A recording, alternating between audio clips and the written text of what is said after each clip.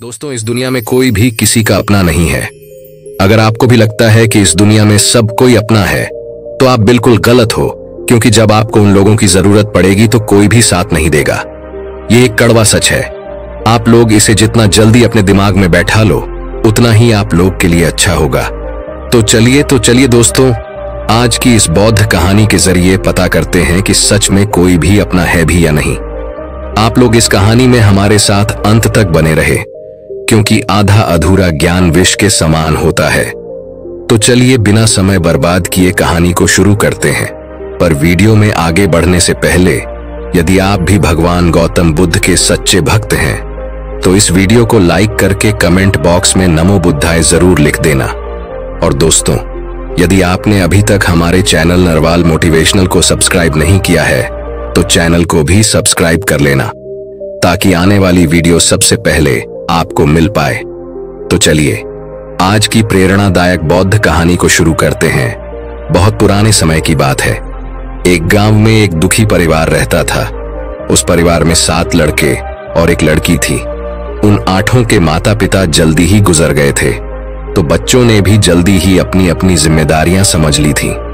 शुरू में सबको गुजारा करने में काफी परेशानी हुई थी, लेकिन समय के चलते सब कुछ उन्हें आसान लगने लगा था। अब उन्होंने माँ बाप के बिना जीना सीख लिया था। वह 7 भाई और एक बहन इस गांव में बड़े प्यार से मिलजुल कर रहते थे। दिन निकलते ही 7 भाई शिकार के लिए निकल जाते और बहन सबके लिए खाना पकाती थी और घर के बाकी के दूसरे कामकाज करती थी। भाई जब जंगल से वापस आते तो साथ में बड़े बड़े जानवर, पक्षी आदि को मार कर लाते थे। वह 7 भाई जो भी चीज लाते थे, बहन उनके मांस को बड़े चाव से पकाती थी और सब भोजन करके बड़ी तृप्ति का अनुभव करते थे। ऐसे ही दिन गुजर रहे थे। एक दिन की बात है, 7 भाई जंगल में शिकार करने के लिए गए थे। शाम होने वाली थी। बहन सबके लिए खाना बना रही थी। जब वह सब्जी बनाने के लिए उस सब्जी को काट रही थी, तभी चाकू की तेज धार से उसकी एक उंगली कट गई। अब उस कटी हुई उंगली से खून की धारा बहने लगी। अब बहन ने सोचा, यदि मेरे भाइयों ने मेरी कटी हुई उंगली देखी तो मेरे भाई बड़े दुखी हो जाएंगे। इसीलिए उसने यह सोचा कि अपने भाइयों को यह बात नहीं बतानी चाहिए और उनसे छिपा कर रखना। जब उसने बहते हुए खून को अपनी ओढ़नी से पूछना चाहा, किंतु उसने सोचा कि उसके भाई उसकी ओढ़नी में लगे हुए खून के धब्बों को देखेंगे तो मुझसे पूछेंगे। फिर उसने सोचा कि चलो दीवार पर पोंछ देते हैं, लेकिन फिर उसने सोचा कि दीवार पर खून को पोंछना ठीक नहीं रहेगा। उसने सोचा, अगर मेरे भाइयों ने देख लिया कि दीवार पर खून पोंछा हुआ है तो वह मुझसे अवश्य पूछेंगे और फिर मुझे बताना पड़ेगा और वह फिर परेशान हो जाएंगे। फिर बहन बेचैन होकर इधर उधर घूमने लगी, लेकिन उसे कोई ऐसी जगह नहीं मिली जहां उसका बहता हुआ खून उसके भाइयों की नजरों से बच सके। इसलिए उसे कोई उपाय ना मिलने पर उसने उसी सब्जी में जो खाने के लिए बना रही थी, उसी में अपना खून जो था उसे पहुंच दिया। शाम को जब 7 भाई जंगल से वापस आए तो बहन ने भाइयों के लिए खाना परोसा। आज 7 भाइयों को सब्जी बहुत ही स्वादिष्ट लगी। 7 भाई अपनी अपनी उंगलियां चाटते रह गए और अपनी बहन की पाक कला की तारीफ करने लगे। अपनी तारीफ सुनकर बहन भी बहुत खुश हुई। 7 भाई दिन भर के काम करने के कारण थके थे, इसलिए 7 भाई उस दिन जल्दी सो गए। अगली सुबह रोज की तरह वह 7 भाई जंगल को चले गए। जब वह थोड़ी दूर चले तो उन्हें प्यास लग गई। तभी पास की झील में 7 भाइयों ने पानी पिया और वहीं के पास के पेड़ के नीचे जाकर बैठ गए और बातें करने लगे कि रात के भोजन में बहन ने जो सब्जी बनाई थी वह बहुत स्वादिष्ट थी। सभी उसी सब्जी की चर्चा करने लगे। 7 भाइयों ने कहा, इतना स्वादिष्ट खाना तो हमने आज तक नहीं खाया। वह 7 भाई कहते हैं, आज घर चलकर इसके बारे में अपनी बहन से जरूर पूछेंगे और जानकर रहेंगे कि सब्जी में उसने ऐसा क्या मिलाया था जिससे वह सब्जी इतनी स्वादिष्ट बनी थी। शाम को 7 भाई जब घर आए तो दोबारा अपनी बहन की पाक कुशलता की तारीफ करते हुए कहने लगे, हमारी प्यारी बहन, कल रात की सब्जी में तुमने ऐसा क्या मिलाया था?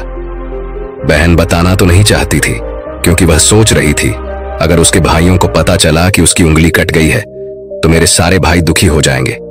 इसीलिए उसने कहा, कुछ नहीं बड़े भैया, सब जो रोज बनाती हूं वही बनाया था। तो उसका बड़ा भाई कहने लगा, प्यारी बहन, तुम्हें आज बताना ही पड़ेगा और मैं जानना चाहता हूं कि हमारी बहन ने इतनी स्वादिष्ट सब्जी कैसे से बनाई। बड़ा भाई आगे कहता है, तुम्हें मेरी सौगंध है बहन, तो तुम्हें आज सच्चाई बतानी ही पड़ेगी। बड़े भाई का सब सम्मान करते थे, इसलिए बहन को भी अब सच बोलना पड़ा। उसने धीरे धीरे सारी बात बताते हुए कहा, भैया मेरी उंगली कट गई थी तो बस इतना सा अपना खून सब्जी में मिला दिया था और ज्यादा कुछ नहीं। मैंने सोचा कि आप लोगों को पता चलेगा तो आप दुखी होंगे, इसलिए मैंने अपने खून को सब्जी में मिला दिया था। यह सुनकर 6 भाइयों ने मन में सोचा, इसके खून की चंद बूंदें इतनी स्वादिष्ट हैं तो इसका मांस कितना स्वादिष्ट होगा। रात के खाने के बाद सातों भाई सोने के लिए चले गए। सातों में फिर इस बात की चर्चा छिड़ गई। बड़ा भाई कहने लगा, अरे भाइयों, खून की कुछ बूंदें हमारी बहन की इतनी स्वादिष्ट है तो सोचो उसके शरीर का मांस कितना स्वादिष्ट होगा। सबने बड़े भाई की हाँ में हाँ मिलाई, परंतु छोटे भाई को यह बात गलत लगी। उसने बड़े भाई का मान रखते हुए कुछ नहीं कहा और अगले दिन शिकार के लिए सातों भाई जाते हैं। उस समय सातों भाइयों ने योजना बनाई कि बहन को मारकर उसका मांस बनाएंगे और खाएंगे। बहन का मांस खूब स्वादिष्ट होगा। सातवें भाई को अपने बड़े भाइयों की योजना बिल्कुल भी अच्छी नहीं लगी। वह अपनी बहन को बचाने के लिए बेचैन हो गया। वह खुलकर इसका विरोध तो नहीं कर सकता था क्योंकि 6 भाई एक तरफ थे। सभी भाइयों ने मिलकर एक टीले पर बांस के पत्तों का एक चबूतरा बनाया जिसे चांद कहते हैं।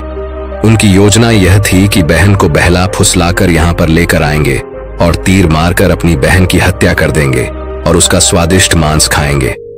अगले दिन बड़े भाई ने अपनी बहन से कहा, मेरी प्यारी बहन, अब तुम बड़ी हो गई हो और शादी के लायक हो गई हो। मैंने तुम्हारे लिए एक सुंदर वर की तलाश की है। आज हम उसको देखने जाएंगे और उसका घर भी देख कर आएंगे, इसीलिए तुम भी हमारे साथ चलोगी। बहन शादी की बात से बहुत खुश हुई, तुरंत तैयार होकर भाइयों के साथ चलने लगी। चलते चलते जब बहन थक गई तो उसने अपने बड़े भाई से पूछने लगी, भैया मेरा ससुराल अब कितना दूर है? तब बड़ा भाई बोला, बस अभी कुछ देर में हम पहुंचने वाले हैं। और बड़ा भाई बोला, वह देखो बहन, दूर से दिखाई दे रहा है। बड़ा भाई उसी टीले पर बने चांद को दिखाते हुए बोला, देखो मेरी प्यारी बहन, तुम्हारा ससुराल जहां तुम राज करेगी। यह सुनकर बहन आनंदित हो उठी। चांद पर पहुंचने के बाद बड़े भाई ने अपने छोटे भाइयों को आदेश दिया, अपनी बहन को एक रस्सी के सहारे से बांस के खंभे से बांध दो। सभी भाई मिलजुल कर जल्दी से बहन को बांधने लगे। बहन ने अपने सभी भाइयों को हत्यारे के रूप में देखकर उसका हृदय हाहाकार करने लगा। वह ईश्वर को याद करते हुए कहने लगी, हे ईश्वर, अब तुम ही मेरा सहारा हो। मेरे सातों भाई मेरी हत्या करना चाहते हैं। इनमें से एक भी ऐसा नहीं है जिसके दिल में मेरे लिए दया और प्रेम हो। सातवें भाई को बहन की पुकार पर दया आ गई, परंतु 6 भाइयों का विरोध करने का साहस वह नहीं जुटा पाया। बहन को निर्ममता से बांधने के बाद बड़े भाई ने सबको बारी बारी से उस पर प्रहार करने का आदेश दिया। बड़ा भाई सबसे पहले हाथों में धनुष बाण लेकर जब अपनी बहन पर प्रहार करने को आगे बढ़ा, तब बहन भाई के सामने हाथ जोड़कर करुण स्वर में कहने लगी, मारो मारो भैया, छाती में लक्ष्य करके तुम्हारा तीर जंगल को जाएगा भैया। मारो मारो भैया। छाती में लक्ष्य करके भाई ने कठोरता दिखाते हुए तीर चलाया, परंतु उसका निशाना तो अचूक था, परंतु आज विफल हो गया। उसके बाद अब दूसरा भाई तीर मारने को तैयार हुआ। बहन ने उसके आगे भी हाथ जोड़कर वही करुण रूपी गीत गाया, उसका भी निशाना चूक गया।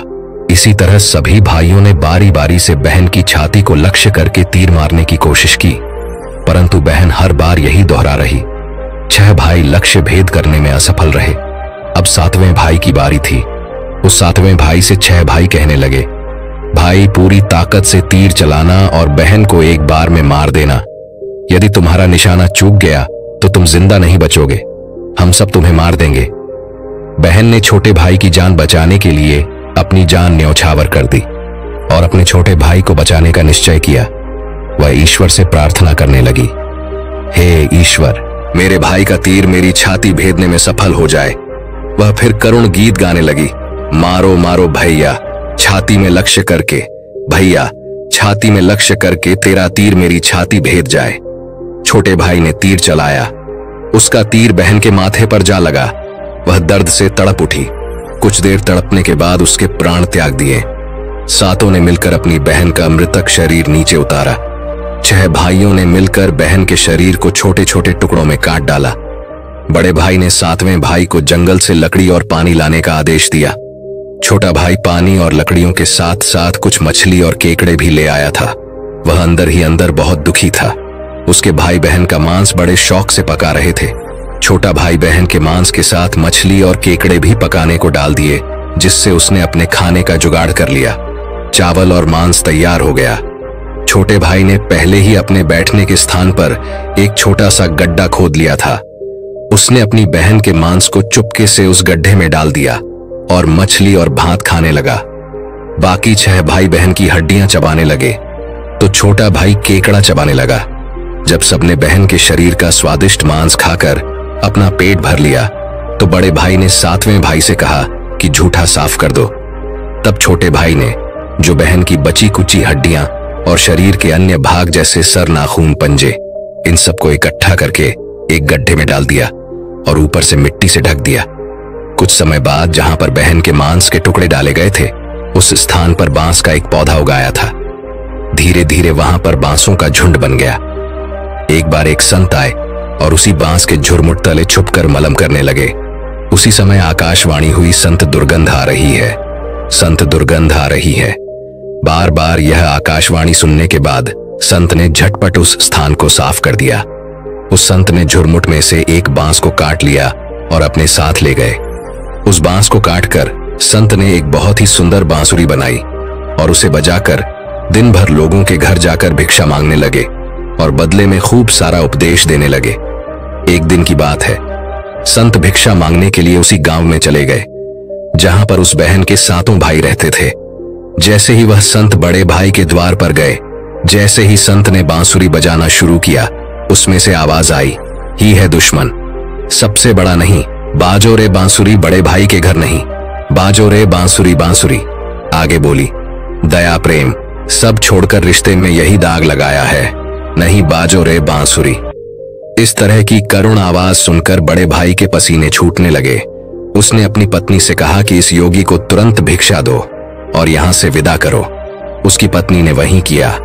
योगी को तुरंत भिक्षा देकर विदा कर दिया। इसी तरह योगी बाबा बारी बारी से 6 भाइयों के द्वार पर गए। उनके घर जाते ही बांसुरी से स्वयं वही गीत बजने लगा। उन 6 भाइयों ने भी अपनी पत्नी को तुरंत ही कुछ भिक्षा देकर संत को विदा करने को कहा। उन 6 भाइयों के मन में डर समा गया कि कहीं अगर यह संत ज्यादा देर रुका तो पोल खुल जाएगी कि अपनी बहन की हत्या इन्होंने ही की है। अब अंतिम समय 7वें भाई के द्वार पर आया। जैसे ही वह योगी वहां पहुंचे, 7वां भाई अभी तक कुंवारा था और अकेले रहता था। जब योगी बाबा उसके द्वार पर उपस्थित हुए तो बांसुरी बोल उठी, बाजो रे बांसुरी मेरे सबसे छोटे भाई के घर। मेरे छोटे भाई ने मन की बात में छुपा कर रखी है, युग युग की। वह बांसुरी बोली, यही है मेरे सबसे प्यारे भाई का घर। योगी की बांसुरी से इतने प्यारे और दिलचस्प गीत बजते सुनकर छोटे भाई ने उन्हें सम्मान के साथ अपने घर में बैठने के लिए स्थान दिया और जलपान से उनका सत्कार किया। उसके बाद छोटे भाई ने बांसुरी के विषय में चर्चा की। योगी ने के जन्म की कहानी छोटे भाई को बताई कि कैसे उन्होंने बांस को काटकर बांसुरी बनाई है और कैसे आकाशवाणी हुई थी। छोटे भाई ने उस बांसुरी को योगी से मांगने की प्रार्थना की। योगी ने उस छोटे भाई को वह बांसुरी सौंप दी। योगी के चले जाने के बाद छोटे भाई ने बांसुरी को अपने बिस्तर के सिरहाने की तरफ साफ सुथरे स्थान पर धूप दीप जलाकर सम्मान के साथ रख दिया। कुछ दिनों के बाद छोटे भाई के घर में परिवर्तन दिखाई देने लगे। जब वह काम से घर लौटकर आता तो सारा घर साफ सुथरा होता था। जब रोज रोज यही बात दोहराने लगी तो छोटे भाई ने अपनी भाभियों के घर जाकर पूछा, भाभी, मेरी गैर हाजिरी में आप लोग मेरे घर की साफ सफाई करते हो क्या? सभी भाभियों ने जवाब दिया, हमें अपने घर के कामकाज से फुर्सत नहीं है, तुम्हारा घर कैसे साफ करेंगे? छोटे भाई ने निश्चय किया कि वह आज छुप कर देखेगा कि उसका घर कौन साफ करके जाता है। इसलिए छोटा भाई आज काम पर नहीं गया और वह घर के एक कोने में छुप गया। घर सुनसान होते ही जहां पर बांसुरी स्थापित की थी वहां से उसकी बहन की शक्ल की एक लड़की निकली और उसने घर का सारा काम किया और फिर उसी बांसुरी में समा गई। छोटे भाई ने यह सब देखा तो उसे अपनी आंखों पर विश्वास नहीं हुआ। फिर छोटे भाई ने यह बात अपनी बड़ी भाभी को बताई। बड़ी भाभी ने अपने छोटे देवर को समझाया कि जैसे ही लड़की बांसुरी से बाहर निकलेगी तुम उस बांसुरी को आग में डालकर जला देना और फिर उस पर तुलसी का जल छिड़क देना, फिर देखना क्या होता है। छोटे भाई ने बड़ी भाभी के कहे मुताबिक काम किया। उसने लड़की के निकलते ही बांसुरी को आग में डाल दिया और लड़की पर पवित्र तुलसी का जल छिड़काव किया। तुलसी जल के स्पर्श से वह लड़की मानव रूप में आ गई। भाई ने देखा वह तो उसकी प्यारी बहन है। उसने अपनी बहन को गले से लगा लिया। उसके बाद दोनों बहन भाई बड़े प्रेम से रहने लगे और बहन ने भाई को और भाई ने बहन को अपना लिया। खुशी से एक दूसरे के साथ रहकर वे जीवन यापन करने लगे। दोस्तों, यह एक कड़वा सत्य है कि इस दुनिया में कोई भी व्यक्ति किसी का सच्चा अपना नहीं होता। रिश्तों की मिठास और दोस्ती का बंधन अक्सर स्वार्थ से जुड़ा होता है। जब हम कठिनाइयों का सामना करते हैं तब हम देख सकते हैं कि हमारे आसपास कितने लोग वास्तव में हमारे साथ हैं। बाहरी दुनिया में सब कुछ दिखावटी है। हर कोई अपने फायदे के लिए रिश्ते बनाता है। ऐसे में जब हमें समर्थन और सहारे की जरूरत होती है तो अक्सर हम अकेले रह जाते हैं। यह समझना जरूरी है कि असली अपनापन उस समय ही प्रकट होता है जब बिना किसी स्वार्थ के कोई हमारी मदद करता है। इस सच को स्वीकार करने में हमें समय लग सकता है, लेकिन यही समझ हमें मजबूत बनाती है। जब हम यह जान लेते हैं कि असली मित्रता और अपनापन बिना शर्त के होते हैं तब हम सच्चे रिश्तों की कद्र कर सकते हैं। इसलिए हमें अपने रिश्तों में सतर्क रहना चाहिए और उन लोगों को पहचानना चाहिए जो हमारे साथ सच्चे दिल से खड़े होते हैं। इस सच्चाई को अपनाना हमें एक बेहतर इंसान बनाने में मदद कर सकता है। दोस्तों, आपने आज इस कहानी से क्या सीखा? आप हमें कमेंट सेक्शन में जरूर बताएं।